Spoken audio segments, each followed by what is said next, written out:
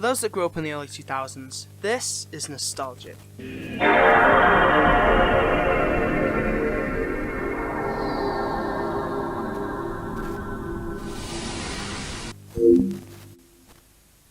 Me personally, I would remember coming home and playing Crash Bandicoot, Metal Gear Solid and Spyro for hours until the sun began to set. That and some nights letting my imagination run wild in my backyard. There were simpler times, and when I discovered the internet for the first time, I found Five Nights at Freddy's.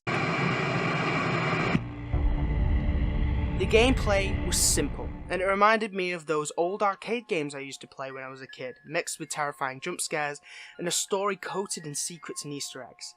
I was hooked, and still am to this day. No, I'm saving that for another day. Anyways, the Fangame scene ran rampant, with every good installment there being a shitty entry that would crash after 5 seconds of gameplay. What do these topics have in common? Well, one Fangame took it upon itself to not only combine these two concepts of retro gaming and FNAF, but combine them in such a way that it feels like a love letter to FNAF fans and retro gamers. So today, I will discuss visiting Fazbear's, the FNAF fan game you can't play yet.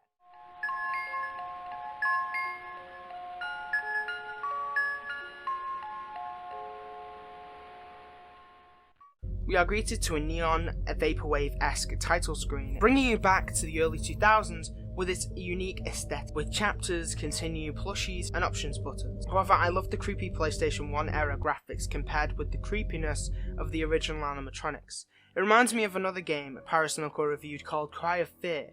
The low polygon graphics as well as the empty atmosphere give it that creepy touch that not a lot of modern games can emulate. We load into a title screen with a crying child being surrounded by animatronics. This corresponds to the game's original lore, as in Five Nights at Freddy's 4, we see he is the victim of the Bite of 83, and this rendition then would focus on the original animatronics as well as the golden animatronics of that era. We load into the best cutscene of the game, introducing us to the aggressors, Bonnie, Freddy, and Chica, as we transition to a void of emptiness filled with a yellow fog, with the protagonist stating he needs to find her, with the only way to achieve this by finding her in this void.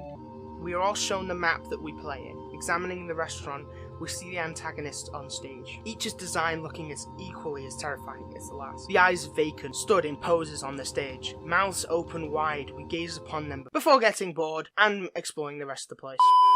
In all seriousness, I love these models and the developers clearly designed them with the PlayStation 2 era graphics and maximum creepiness in mind. We venture into parts and service, seeing a box with locks on them, each representing an animatronic. Brown for Freddy, yellow for Chica, purple for Bonnie, and finally Golden Freddy. Our objective is simple. Unlock the chest by finding keys across the map. We interact with the tables, and we get this interesting dialogue. I remember when I used to hide behind the tables. No one would spot me, even in the light. With the command to press C to crouch. This shows us that the location we're exploring meant a lot to the crying child. He has memories here, both pleasant and unpleasant. We open the chest but to find nothing, so we investigate parts and service. There we find a disassembled Fredbear. As we assemble him, Bonnie and Chica bolt to life, with us now being tasked to avoid them whilst finding more parts for Fredbear. Both Chica and Bonnie roam the building with them looking for a light source to hunt you down, whilst Freddy's mechanics are the opposite, with you having to keep your light on with the heartbeats being your only indicator to do so. I love the mechanics as it really pushes the realism this game needs, as well as balances the difficulty.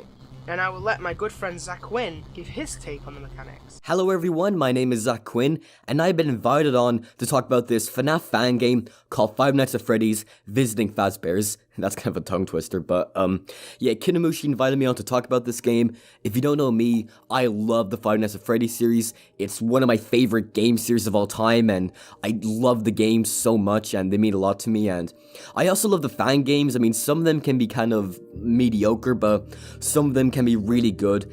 And this game caught my interest because it's like kind of a roam around game, so you can like roam around this pizzeria, which for one is a really good idea. And secondly, like it has this kind of PS1, kind of PS2 style graphics, and they don't look lazy, they don't look bad.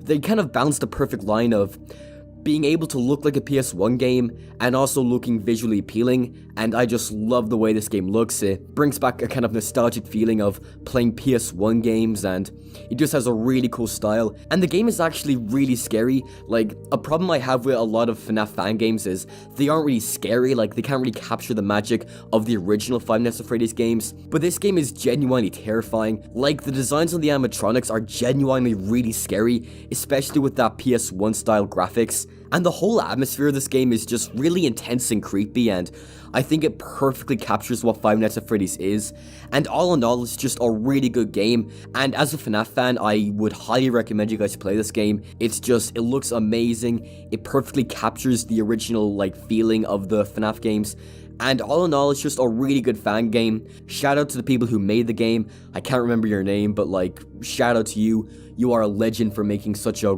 good game. And yeah, it's just a really good game. Anyway, thanks for having me on, and check out my channel where I make some pretty cool stuff, and I shall see you later. Bye. Thank you so much, Aquin, for sending in this. He's been busy a lot recently with his own channel and everything else and preparing videos, so definitely go subscribe to him if you haven't already. Anyways, on with the video. Once we assemble Fredbear, we get a cutscene. Did it work? Can you hear me? It's me! Can you hear me, Cass?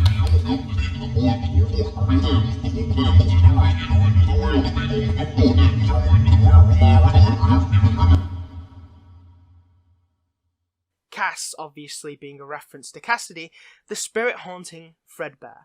Crap! What was that? Where is she? That door. It's calling me now. It wasn't there before. We see his spirit slowly fade and a locked door in the hallway slowly open.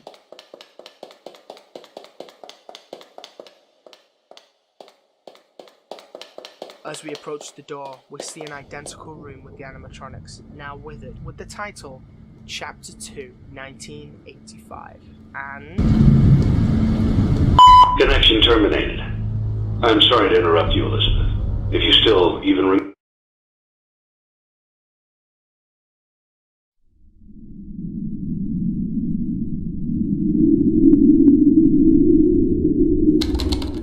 Hi, it's me, the developer. Sorry, it was a perfect time to say that. I thought it would be really funny. That is the end of the remastered demo, definitive demo. I hope you enjoyed it.